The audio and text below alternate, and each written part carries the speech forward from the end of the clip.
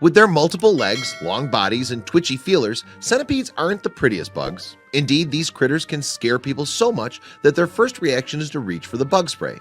Before you do that, however, there's something about centipedes you should know. They may not be winning any beauty contests, but these little monsters are actually pretty incredible.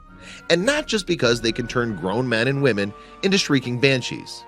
To start with a single fascinating fact, they actually have no backbones. The centipedes, that is, not the screaming humans, otherwise known as Scutagera coleoptrata, no matter what they delatinized it, the common house centipede is an arthropod. This means that not only does the creature have jointed legs and no spinal column, but he also has thick skin. Incredibly thick skin, in fact. One of the defining characteristics of arthropods is their exoskeletons. The solidified shell casing, or chitin, makes them as tough as a tank in their world. So despite being widely hated and feared by humans, centipedes have a lot going for them. Diversity for one. Yes, so-called house centipedes aren't in fact just one species. They're actually a group of similar species, though most of them have a yellowish tint to their segmented bodies. What's more, their bodies are designed to confuse. Not only are centipede legs long in comparison to their torsos, but so are their antennae.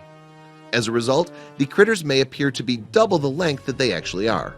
And those legs aren't just for show either. Yep, a centipede can really move. Their little limbs can take them across surfaces at up to 1.3 feet per second from a standing start. Furthermore, it isn't just floors that they can scurry across. Walls and ceilings won't stop their sprints either, as these creepy crawlies can cling to sheer surfaces. Centipedes are more than used to traveling too. Technically, the little stowaways are on permanent vacation since they originally come from the Mediterranean region. Moreover, this detail explains why they make their way into homes, and it's not to scare humans despite what you may think. Centipedes like humid environments, and they love the fact that you keep your home warm for them. They often come out of hiding from their compost heaps or piles of garbage debris when the weather cools. Humans aren't the most hospitable bunch though. We get these hellacious suckers in our apartment like clockwork around the change of season, one Ars Technica forum user wrote back in August of 2001. I'm sorry, but nothing that big with that many legs should have any right to be anywhere near a house. Die, die, die. And it would seem that many people agree with this opinion.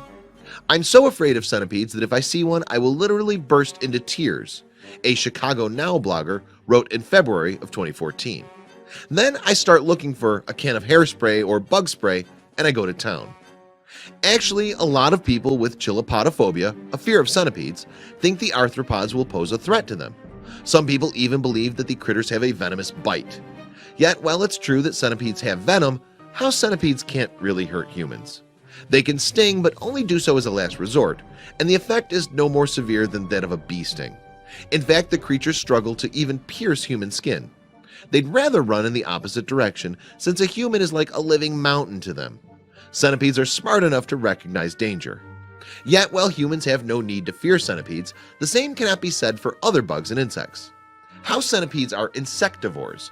They eat other household pests, and it's this that actually makes them good house guests. They pay rent by eating your spiders and unwanted squishy squatters. Plus, not only do they make a meal of the things that you don't like, but they're very good at it too. And that's another time when their long legs come into play.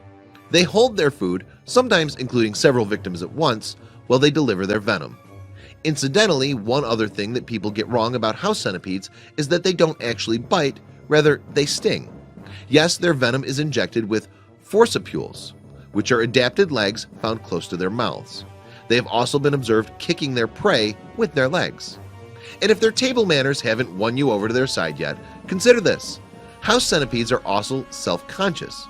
Yep, you might think they're hideous, but they do their best to look good for you.